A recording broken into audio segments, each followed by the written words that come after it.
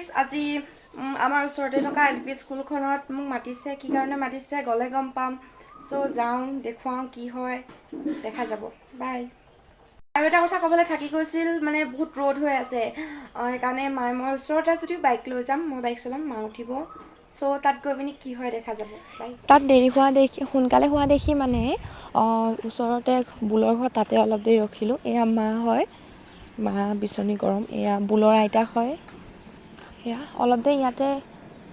direct মিটিঙত আহিলোঁ মিটিঙত আহি পিনি এতিয়া মানুহ গোট খোৱা নাই চ' ইয়াতে বহি আছোঁ মানুহ আহি আছে এয়া মই আৰু মোৰ ওচৰতে ভণ্টি আছে তাতে ৰখি আছোঁ এতিয়া কি কয় প্ৰতি শ্ৰীমতী সাগৰিকা শইকীয়া ছাত্ৰী একাদশ শ্ৰেণী ৰঙতি উচ্চতৰ মাধ্যমিক বিদ্যালয় স্নেহাস্পদ শুভাৰম্ভণিতে তোমালৈ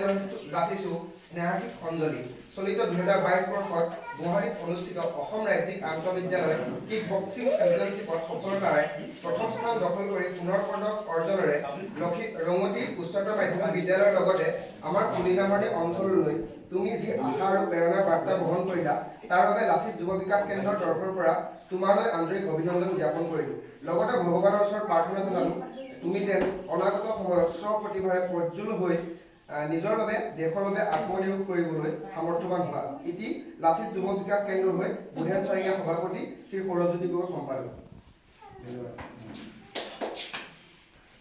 গতিকে ইয়াৰ পাছতে আমাৰ এই বিভিন্ন অনুষ্ঠান প্ৰতিষ্ঠান এয়া আজি মই বহুত সুখী হৈছোঁ এয়া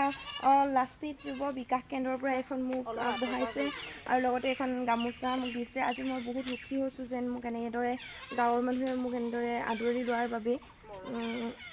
মৰম দিয়াৰ আজি গাঁৱৰ মানুহে মোক ইমানখিনি আশীৰ্বাদ কৰিছে এনেদৰে যেন মই এইখন খেলত কি আহি থকা গেমবোৰতো মই প্ৰত্যেকখন গেমতে যে ফাৰ্ষ্ট হৈ আহোঁ সফল হৈ আহোঁ তাৰে আশীৰ্বাদ কৰিব চবেই আৰু আপোনালোকেও ফ্ৰেণ্ডবোৰেও আশীৰ্বাদ কৰিব মই আগুৱাই যাবলৈ কাৰণে ভিডিঅ'টো ইমানতে সমাপ্ত কৰিছোঁ মোৰ ভিডিঅ'টো যদি চাই ভাল লাগে লাইক কমেণ্ট শ্বেয়াৰ কৰিব আৰু আগবাঢ়ি যাবলৈ কাৰণে আশীৰ্বাদ সকলোৱে কৰিব নমস্কাৰ